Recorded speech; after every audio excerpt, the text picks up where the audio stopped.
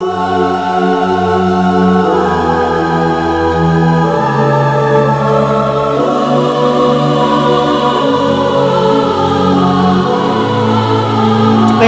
ಎಲ್ರಿಗೂ ನಮಸ್ಕಾರ.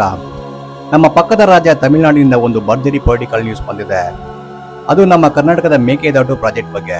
ತಮಿಳುನಾಡಿನ ಹೊಸ ಸಿಎಂ ಜೋಸೆಫ್ ವಿಜಯ್ ಅವರು ನಮ್ಮ ಪ್ರಾಜೆಕ್ಟ್ ವಿರುದ್ಧ ಸಿಕ್ಕಾಪಟ್ಟೆ ಸ್ಟ್ರಾಂಗ್ ಆಗಿ ವಾಯ್ಸ್ ರೈಸ್ ಮಾಡಿದ್ದಾರೆ. ಈ ಕಾವೇರಿ ನದಿ ನೀರಿನ ವಿಚಾರದಲ್ಲಿ ತಮಿಳುನಾಡು ಯಾವತ್ತೂ ನಮಗಿಂತ ಒಂದು ಹೆಜ್ಜೆ ಮುಂದಿರುತ್ತೆ.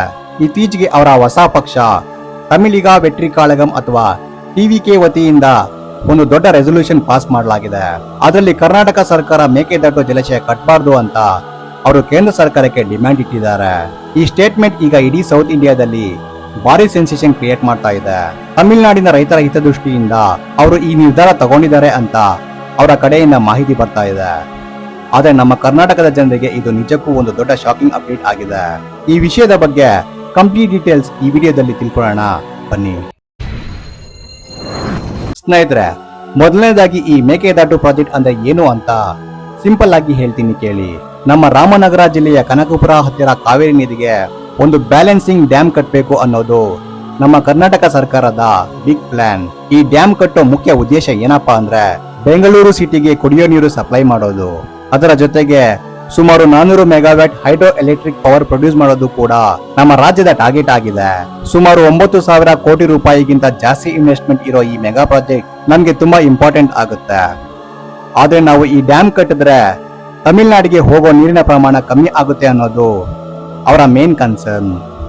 ಕಾವೇರಿ ಟ್ರಿಬ್ಯುನಲ್ ಆರ್ಡರ್ ಪ್ರಕಾರ ನಮ್ಗೆ ಸಿಗ್ಬೇಕಾದ ನೀರನ್ನೇ ನಾವು ಯುಟಿಲೈಸ್ ಮಾಡ್ಕೊಳ್ತೀವಿ ಅಂತ ನಮ್ಮ ಲೀಡರ್ಸ್ ಹೇಳ್ತಾ ಇದ್ದಾರೆ. ಆದ್ರೆ ಅಲ್ಲಿನ ರಾಜಕಾರಣಿಗಳು ಮಾತ್ರ ಇದಕ್ಕೆ ಒಪ್ಪೋಕೆ ರೆಡಿ ಇಲ್ಲ. ಪ್ರತಿ ಸಾರಿನೂ ಅಪೋಸಿಷನ್ ಮಾಡ್ತಾನೆ ಬಂದಿದ್ದಾರೆ. ಇವತ್ತಿನ ದಿನಗಳಲ್ಲಿ ನೀರಿನ ಕೊರತೆ ಜಾಸ್ತಿ ಇರೋದ್ರಿಂದ ಈ ಪ್ರಾಜೆಕ್ಟ್ ನಮ್ಮ ಬೆಂಗಳೂರಿಗೆ ಲೈಫ್ ಲೈನ್ ತರ ಕೆಲಸ ಮಾಡುತ್ತೆ. ಆದ್ರೆ ನಮ್ಮ ಪ್ಲಾನ್ಗೆ ಈಗ ವಿಜಯ್ ಅವರ ಎಂಟ್ರಿಯಿಂದ ಒಂದು ಹೊಸ ಟ್ವಿಸ್ಟ್ ಸಿಕ್ಕಿದೆ. ಸ್ನೇಹಿತರೆ, ಈಗ ಮೇನ್ ಮ್ಯಾಟರ್ಗೆ ಬರೋಣ. ನಟ ಮತ್ತೆ ರಾಜಕಾರಣಿ ಜೋಸೆಫ್ ವಿಜಯ್ ಅವರು ಈ ವಿಚಾರದಲ್ಲಿ ನೇರವಾಗಿ ಎಂಟ್ರಿ ಕೊಟ್ಟಿದ್ದಾರೆ.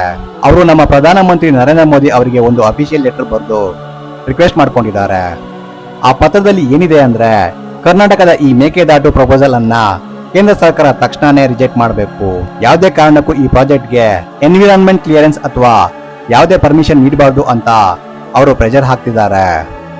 ಒಂದ್ ವೇಳೆ ಕೇಂದ್ರ ಸರ್ಕಾರ ಇದಕ್ಕೆ ಒಪ್ಪಿಗೆ ನೀಡಿದ್ರೆ ತಮಿಳುನಾಡಿನ ಡೆಲ್ಟಾ ರೀಸನ್ ಕಂಪ್ಲೀಟ್ ಆಗಿ ಡ್ರೈ ಆಗಿ ಹೋಗುತ್ತೆ ಅಂತ ವಾದ ಮಾಡ್ತಿದ್ದಾರೆ. ತಮಿಳುನಾಡಿನ ಕೃಷಿ ವಲಯದ ಮೇಲೆ ಇದು ತುಂಬಾ ಬ್ಯಾಡ್ ಇಂಪ್ಯಾಕ್ಟ್ ಬೀರುತ್ತೆ ಅನ್ನೋದು ಅವರ ಸ್ಟ್ರಾಂಗ್ ಒಪಿನಿಯನ್. ಈ ತರ ಯಾವುದೇ ಅಪ್ರೂವಲ್ ಕೊಡೋ ಮುನ್ನ ತಮಿಳುನಾಡು ಸರ್ಕಾರ ಕನ್ಸೆಂಟ್ ತಗೋಬೇಕಾಗಿತ್ತು ಅಂತ ಅವರು ಹೇಳ್ತಿದ್ದಾರೆ.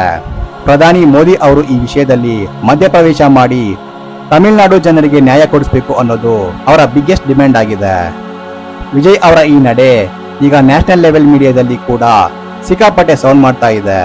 ಇದರಿಂದ ಮೇಕೆದಾಟು ಸಮಸ್ಯೆ ಈಗ ಮತ್ತೆ ಇಡೀ ದೇಶದ ಗಮನ ಸೆಳೀತಾ ಇದೆ. ಸ್ನೇಹಿತರೆ, ವಿಜಯ್ ಅವರ ಪ್ರಕಾರ ಕಾವೇರಿ ನದಿ ಕೇವಲ ಒಂದು ವಾಟರ್ ಬಾಡಿ ಅಲ್ಲ, ಅದು ತಮಿಳುನಾಡಿನ ಕೃಷಿಯ ಬ್ಯಾಕ್ ಬೋನ್ ಆಗಿದೆ. ಅಲ್ಲಿನ ಕೋಟ್ಯಾಂತರ ರೈತರು ಕಾವೇರಿ ನೀರನ್ನೇ ನಂಬಿಕೊಂಡು ಭತ್ತವನ್ನ ಬೆಳೀತಾರೆ. ಮೇಕೆದಾಟು ಹತ್ರ ಕರ್ನಾಟಕದ ದೊಡ್ಡ ಡ್ಯಾಮ್ ಕಟ್ಟಿದ್ರೆ ತಮಿಳುನಾಡಿಗೆ ಬರೋ ನೀರಿನ ಹರಿವು ಕಂಪ್ಲೀಟ್ ಆಗಿ ಬ್ಲಾಕ್ ಆಗುತ್ತೆ. ಇದರಿಂದಾಗಿ ಕಾವೇರಿ ನದಿಯ ಕೆಳಭಾಗದಲ್ಲಿರುವ ಜಿಲ್ಲೆಗಳಾದ ತಂಜಾವೂರು, ತಿರುಚಿ ಮುಂತಾದ ಕಡೆ ಕಂಪ್ಲೀಟ್ ಆಗಿ ವಾಟರ್ ಸ್ಕೇರ್ಸಿಟಿ ಉಂಟಾಗುತ್ತೆ. ನದಿಯ ಕೆಳಭಾಗದಲ್ಲಿರುವ ರಾಜ್ಯದ ಹಕ್ಕುಗಳನ್ನ ನಾವು ಕಿತ್ಕೋಬಾರ್ದು ಅನ್ನೋದು ಅವರ ಮೇನ್ ಕನ್ಸರ್ನ್ ಆಗಿದೆ. ಯಾವುದೇ ಹೊಸ ಕನ್ಸ್ಟ್ರಕ್ಷನ್ ಮಾಡಬೇಕಾದ್ರೂ ನಮ್ಮ ಒಪ್ಪಿಗೆ ಬೇಕೇ ಬೇಕು ಅಂತ ಸುಪ್ರೀಂ ಕೋರ್ಟ್ ಗೈಡ್ಲೈನ್ಸ್ ಇದೆ ಅಂತ ನೆನಪು ಮಾಡಿದ್ದಾರೆ. ವಿಜಯ್ ಅವರು ತಮ್ಮ ಮೊದಲ ರಾಜಕೀಯ ರ್ಯಾಲಿಯಲ್ಲೇ ಈ ತಮಿಳುನಾಡು ಸೆಂಟಿಮೆಂಟ್ ಅನ್ನ ತುಂಬಾ ಚೆನ್ನಾಗಿ ಯೂಸ್ ಮಾಡ್ಕೊಂಡಿದ್ದಾರೆ. ಅವರ ಈ ವಾದಕ್ಕೆ ಅಲ್ಲಿನ ಲೋಕಲ್ ಪಬ್ಲಿಕ್ ಮತ್ತೆ ರೈತರ ಒಕ್ಕೂಟದ ಕಡೆಯಿಂದ ಫುಲ್ ಸಪೋರ್ಟ್ ಸಿಗ್ತಾ ಇದೆ. ರಾಜಕೀಯದಲ್ಲಿ ತಮ್ಮ ನೆಲೆ ಗಟ್ಟಿ ಮಾಡ್ಕೊಳ್ಳೋಕೆ ಅವರು ಈ ತರ ರೀಜನಲ್ ಸೆಂಟಿಮೆಂಟ್ ಇಶ್ಯೂ ಕೈಗೆತ್ಕೊಂಡಿದ್ದಾರೆ ಅಂತ ಕಾಣಿಸುತ್ತೆ.